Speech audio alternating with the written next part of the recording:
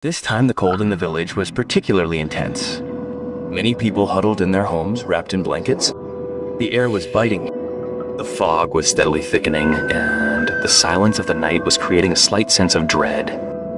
Everything was quiet, but a strange unease lingered within that silence, as if the night itself were about to speak.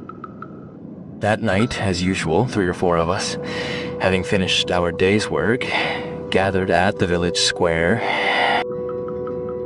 For years, we've had a habit of sitting here after work, chatting for a while, and only then do we find peace. Oh, brother, this year the cold has truly wreaked havoc. At night, it feels like the frost of the month of Macha. In the morning, my hands go numb before I even start the tractor. I can't remember when it's been this cold before. I'm worried about what Pritam said last night. That's the only thing that's on my mind. Hey, what are you two discussing? Tell me, too. What's bothering you so much? Speak softly, brother. Pritam told me that last night a strange shadow was wandering along the riverbank. The shadow of a woman, and that too all alone. Pritam nearly fainted at the sight of it. Oh, brother, this wind is really bone-chilling. And look, it's already quite late. But our storyteller Uncle Dharampal hasn't arrived yet. He should have arrived by now. Without Uncle, the atmosphere of the village square is unbearable. Oh, look, maybe Uncle Dharampal is coming. Everyone's eyes were fixed on the darkness. The fog was so thick that nothing could be seen clearly. Then a figure slowly emerged from a distance. As we got closer, we realized it was none other than Uncle Dharampal, the village storyteller. Uncle came into the square without a word and slowly sat down next to the fire. Uncle, how come you're so late today? We were all waiting for you. Did you go out of the village or to another farm? Hey Dinesh, I had some work on the farm. I got late finishing that. And it's really cold this time. Hey Sonu, go get some tea from Shivu's shop. How can I enjoy the story without tea? You're right, Kaka. Drinking hot tea while listening to a story is a different experience.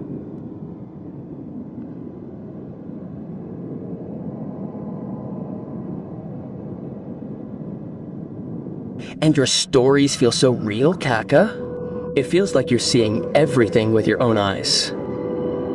Stop it, Zahir. Don't praise me so much. The story I'm about to tell you all today is no ordinary one. It's a true incident that happened to me when I was just 27 years old. And listen, this is something that will make your soul tremble if you listen to it alone. Kaka, please tell me your story, too. So listen, it happened when I was about 27 years old. That night I went to a relative's house for a party. Everything was fine. The conversations and the people were lively, but by the time I returned, it was already late at night, and it had been raining continuously. For the past 2 or 3 days, the weather wasn't good that day either. The rain was strange. One moment it would stop completely, and the next, it would suddenly start pouring down with full force. It seemed as if the sky itself had something to say. I walked a little further and saw a tea stall. I slowly walked towards it, thinking I'd get some warmth with a cup of tea. But the strange thing was that, except for that tea stall, there wasn't a single shop on the road for miles. There wasn't a single person in sight. Only silence as far as the eye could see. Thunder was crackling outside, but the rain was still falling heavily.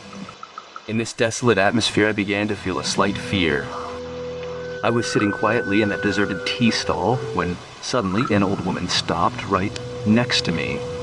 She stared at me for a few moments and then spoke in a low, trembling voice.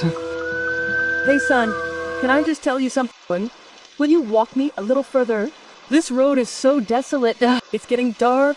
I'm scared to go alone. My feet keep slipping in the rain. And besides, I'm an old lady.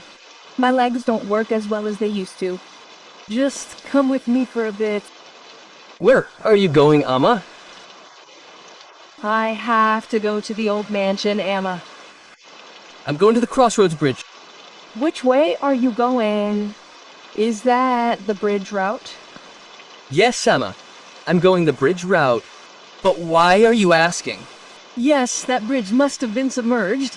It was fine when I came by that bridge. It might have been submerged yesterday. The water is constantly rising.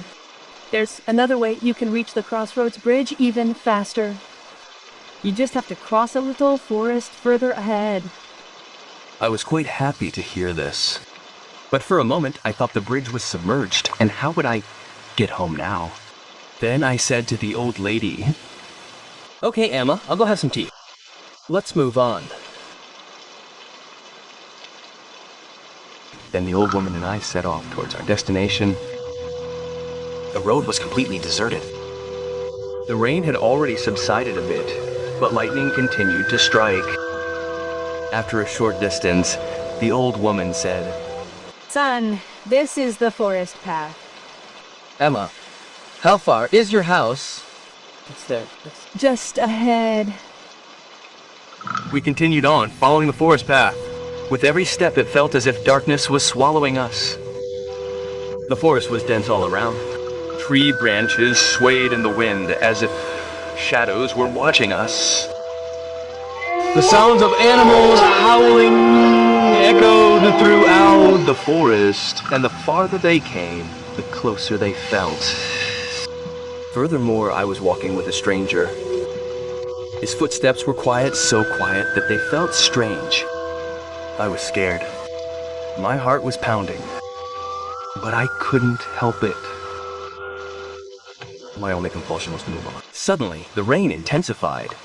Along with the wind, the raindrops felt like arrows on my body. In the raging storm, the old woman suddenly stopped and spoke to me.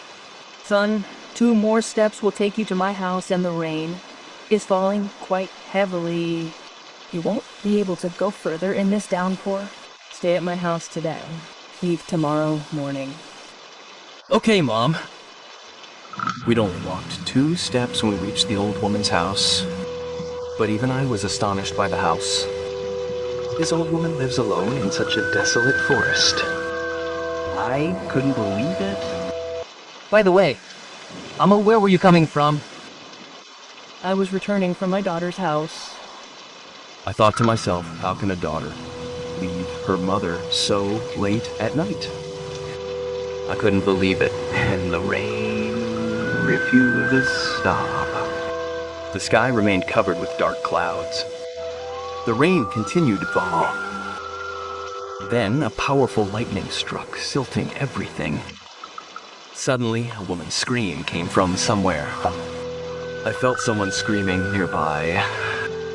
But when I was coming home, I clearly saw that there wasn't a single house nearby, except this one. Then whose screaming voice was that? Amma, is there anyone else at home? No, son. There's no one at home. I'm the only one in this entire forest. But Amma, I heard a girl screaming. Yeah, Amma. Oh, son, you must be imagining it. No one was screaming. Everything seemed strange to me here, as if someone was orchestrating all this.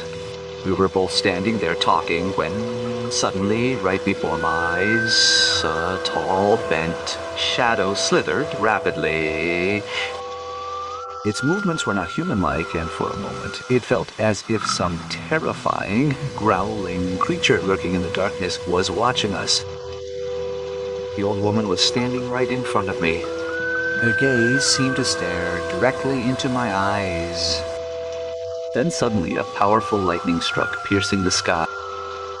In that single shot, the old woman's appearance transformed into a terrifying one. His eyes were ghostly red, and his body was bruised in places. Suddenly, a cloud of dust blew in the air. Seizing the opportunity of what I'd seen, just a moment ago, I ran as fast as I could until I was past that terrifying forest. The rain seemed to be falling relentlessly, and lightning was striking repeatedly. After running for a long time, I finally spotted a village in the distance. As I entered the village, I spotted a house outside which some villagers were sitting. I headed straight towards them. Who are you, brother? Where are you coming from so late at night? I told them everything that had happened. They were stunned and kept looking at me. Are you gonna keep looking? Hey, down there, brother. Come up and sit down. I trembled and sat among them.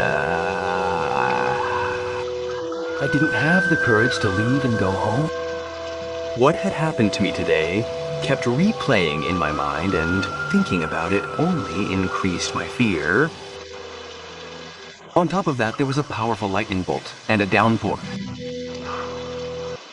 Did you come from that small forest path?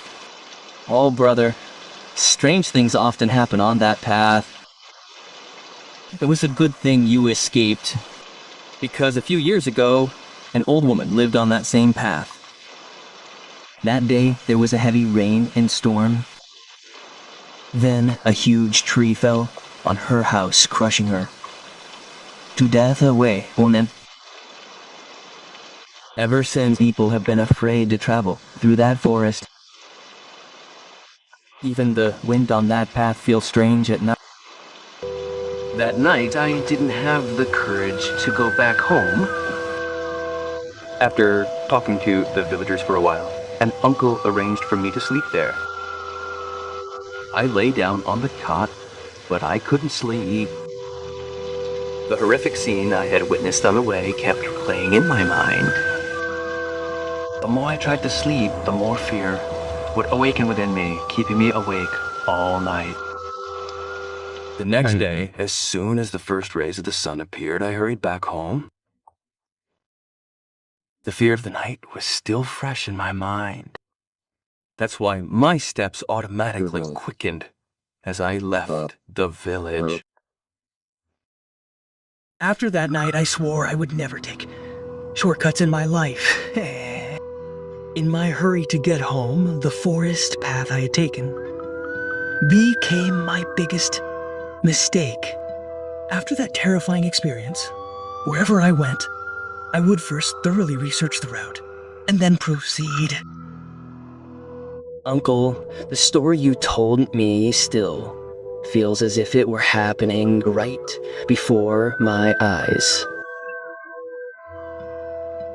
To be honest, fear sent shivers down my spine, and my hair stood on end. Always remember one thing. If you ever meet someone in a deserted place or on a forest path and they ask for help, don't rush forward without thinking. In such places, it's not easy to discern who is real and who is